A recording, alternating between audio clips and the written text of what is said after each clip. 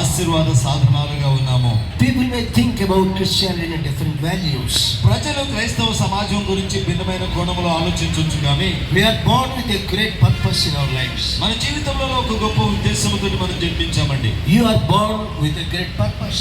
నీవు ఒక గొప్ప ఉద్దేశంతో జన్మించావు. That purpose to glorify God in every day in our lives. ఆ ఉద్దేశం ఏమనగా మన జీవితములలో ప్రతి దినము కూడా దేవునిని మహిమపరచడమే. So I thank God for all of you.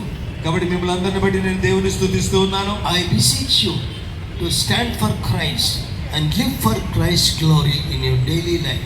మీ అనుదిన జీవితములలో క్రీస్తు కోసం నిలువబడి క్రీస్తుని మహిమపరచవలసినదిగా మిమ్మల్ని నేను ప్రాధేయపడుచు ఉన్నాను.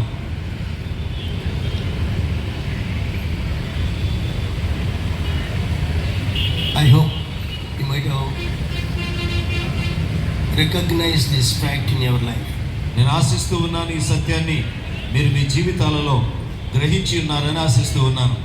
Praise the Lord. దేవునికి స్తోత్రం. In John 1st chapter verse 6, there was a man was born with a great commitment, with a great consecration in his life. యోహాను సువార్త 1వ అధ్యాయము 6వ వచనములో బాప్తిస్మం ఇచ్చు యోహాను అనేటటువంటి ఒక వ్యక్తి ఒక గొప్ప ఉద్దేశముతోటి దేవునిని మహిమపరచడానికి జన్మించినటువంటి వాడు. Great purpose in life.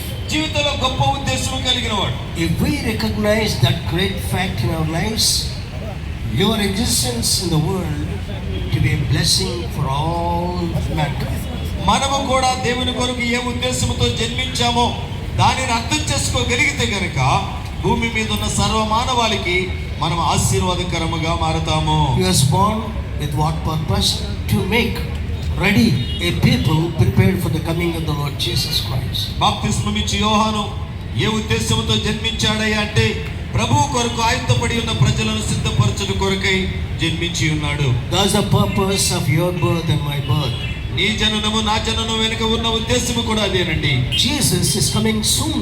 యేసు ప్రభువు త్వరలో రాబోతూ ఉన్నారు. Before he comes, ఆయన రాకముందే our responsibility is to make ready a people for the coming of the Lord Jesus Christ. మన బాధ్యత ఏమిటయ్యా అంటే ప్రభువు కొరకు ఆయుధపడి ఉన్న ప్రజలను సిద్ధపరచటమై ఉన్నది. God bless all of you. దేవుడు మిమ్మల్ని అందరినీ బహుగా దీవించును గాక. This march is not against to any community. ఈ యొక్క ర్యాలీ ఏ సమాజానికి ఏ ప్రభుత్వానికి వ్యతిరేకంగా జరుపుతున్నది కాదు. We always stand for Christ. మేము ఎల్లప్పుడూ కూడా క్రీస్తు కొరకు నిలవబడతాం. For the blessing of the community. సమాజం యొక్క మేలు కొరకు మేము నిలవబడతాం. Praise the Lord. దేవునికి స్తోత్రం. Thank you, Nana. అందరికీ వందనాలు.